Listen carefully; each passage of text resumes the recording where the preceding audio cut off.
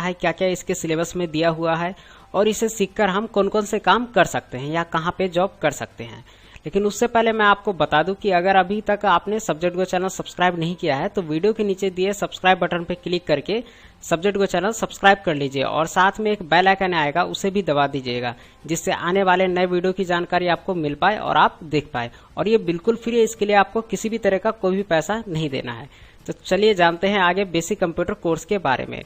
तो basic computer course के बारे में जानने के लिए सबसे पहले देखते हैं बेसिक कंप्यूटर कोर्स का नाम क्या है। तो देखिए बेसिक कंप्यूटर कोर्स इसका पूरा नाम होता है, कुछ लोग इसे बीसीसी के नाम से भी जानते हैं और इसे बेसिक कंप्यूटर भी कहा जाता है, यानी कि शॉर्ट में।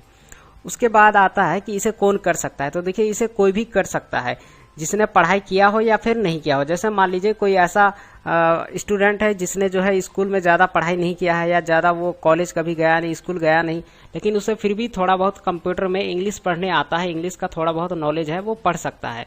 तो वो भी कंप्यूटर कोर्स जो है ये वाला कर सकता है, बेसिक कंप्यूटर कोर्स।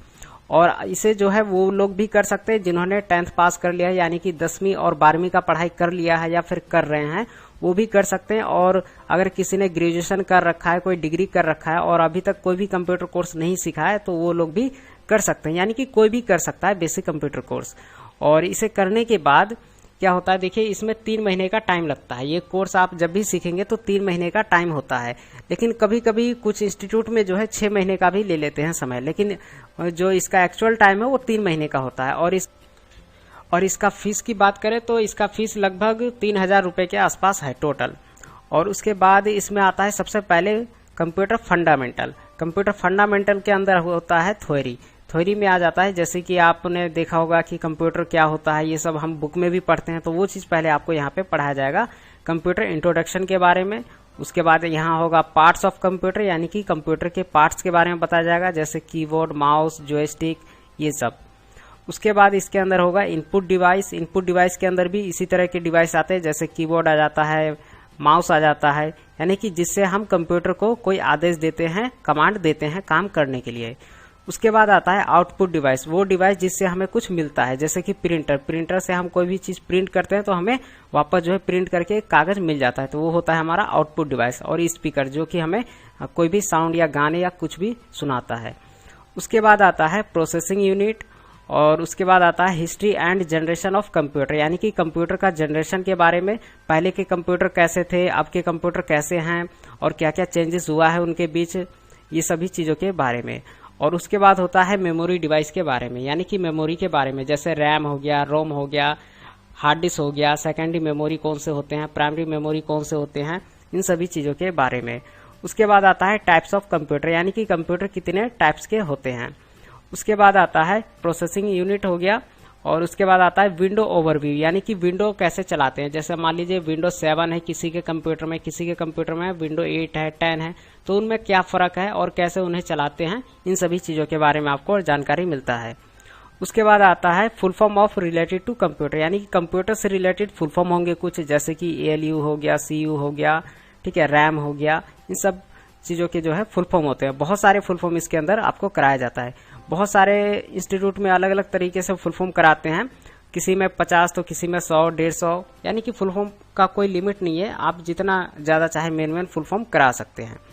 उसके बाद आता है वायरस और एंटीवायरस के बारे में। जैसे कि आप जानते हैं कंप्यूटर में अगर वायरस आ जाए तो हमारा जितना भी डाटा है, फाइल है, फोल्डर है, वो सभी चीजें खराब हो जाता है, नष्ट हो जाता है, तो वो होता है वायरस और एंटीवायरस के कारण। तो जानते हैं कि वायरस को भगाने के लिए क्या करते हैं, एंटीवायरस कैसा यूज करना चाहिए, कौन सा एंटीवायरस हमें जो है सही से प्रोटेक्ट करता है हमारे सिस्टम को, ये सभी चीजें। बाद आता है इसके अंदर सॉफ्टवेयर के बारे में। आप जानते हैं कि क्या क्या सॉफ्टवेयर इसके अंदर सिखाया जाएगा। तो सबसे पहला आता है MS पेंट। MS पेंट यानी कि माइक्रोसॉफ्ट का पेंट होता है, जिसके अंदर आपको ड्राइंग बनाना सिखाया जाता है। ड्राइंग यानी कि कोई भी चीज उसमें आप बना सकते हो, कोई चिड़िया बनाना है, कोई फ्रूट बनाना है, किसी प्रकार का कोई ड्राइंग बनाना है, चित्र बनाना है, तो उसके लिए आप MS पेंट सीखेंगे।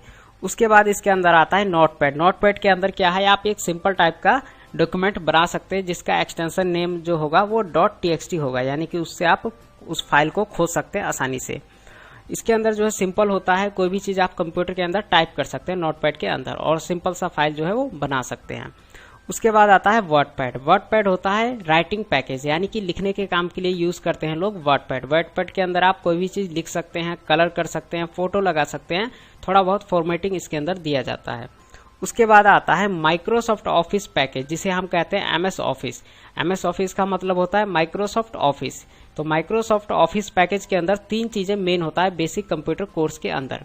अब जानिए, जो मैंने अभी आपको बताया नोटपैड, वर्डपैड, एमएस पेंट, ये तीनों चीजें मेन थे इस कोर्स के अंदर। और इस कोर्स के अंदर दूसरा जो मेन चीज है वो है माइक्रोसॉफ्ट ऑफिस। माइक्रोसॉफ्ट ऑफिस में क्या क्या है देखिए, यहाँ पे सबसे पहले आता है माइक्रोसॉफ्ट ऑफिस वर्ड 2007। 2007 यहाँ पे पुराना वाला वर्जन है, हालांकि अब जो है 2013 चल रहा है और 13 के बाद भी जो नए वर्जन आ गए हैं वो चलेगा। तो आप 2007 भी सीखिए और जो नए के वर्जन आए हैं उन्हें भी सीखिए, क्योंकि 2007 वाला बहुत ही पॉपुलर वर्जन है। तो इसलिए बहुत सारे ऑफिस में, बहुत सारे कंपनी में, बैंक में 2007 का जो वर्जन है वो यूज किया जाता है अभी भी काफी ज्यादा। उसके बाद आता है कि इसके अंदर क्या क्या बना सकते हैं सीखने के बाद। तो आप डेट शीट बना सकते हैं, सिलेबस बना सकते हैं, पेपर टाइप कर सकते हैं, किसी प्रकार का कोई डॉक्यूमेंट हो वो तैयार कर सकते हैं इसके अंदर। उसके बाद आता है माइक्रोसॉफ्ट ऑफिस पावर पॉइंट। इसके अंदर क्या होता है, इसके अंदर आप जो है एजुकेशनल या कंपनी के लिए जो प्रेजेंटेशन बनाते हैं वो प्रेजेंटेशन इसके अंदर बना सकते हैं। जैसे मान लीजिए कोई कंपनी है, वो उन्होंने कब कौन सा प्रोडक्ट लॉन्च किया और कितना मार्केट में वो बिका, कब कितना ज्यादा लॉस हुआ, कितना प्रॉफिट हुआ, वो सभी प्रेजेंटेशन जो है किसके अंदर हम दिखाते हैं, माइक्रोसॉफ्ट ऑफिस पावर पॉइंट के अंदर दिखाते हैं और समझाते हैं। और अगर उनका जो है न्यूमेरिकल डाटा के बारे में बात करना हो तो फिर हम एक्सेल में चले जाते हैं। उसके बाद आता है माइक्रोसॉफ्ट ऑफिस एक्सेल।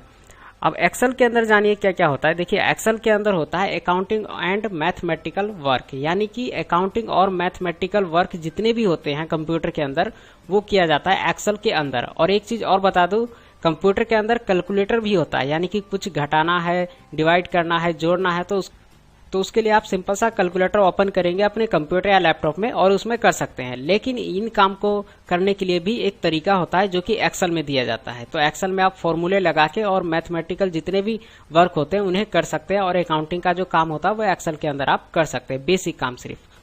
उसके बाद आता है इसके अंदर फॉर्मूले होते हैं। अब फॉर्मूले में देखिए बहुत सारे फॉर्मूले होते हैं। अब मैं यहाँ पे अगर पूरा फॉर्मूला आपको बेसिक कंप्यूटर कोर्स के अंदर बताऊं तो बहुत ज्यादा लंबा हो जाएगा ये वीडियो। तो यहाँ पे मैं आपको शॉर्ट में जो हेडिंग होते हैं वो मैं आपको बता देता हूँ कि किस किस टाइप का फॉर्मूला आता है। तो फॉर्मूला में सबसे पहले आता है अर्थमेटिक और रिलेशन और लॉजिक वाला फॉर्मूला। उसके बाद आता है ऑपरेटर वाला फॉर्मूला, और उसके बाद आता है कि फॉर्मूला में अगर कोई एरर आ जाता है तो उस एरर को आप कैसे फिक्स कर सकते हैं। उसके बाद आता है फंक्शन वाला। तो फंक्शन में आता है फाइंड का, लाइन का फंक्शन, मिड फंक्शन, इस तरह का बहुत सारे फॉर्मूले एक्सेल के अंदर आपको सिखाया जाता है।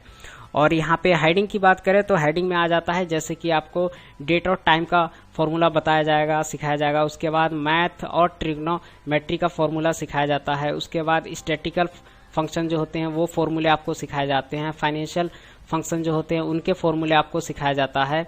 और एच लुकअप, वी लुकअप, ये सभी फॉर्मूले होता है। और लॉजिकल फंक्शन कैसे यूज करते हैं, कैसे लॉजिकल फॉर्मूला यूज करते हैं वो सिखाया जाता है इसके अंदर।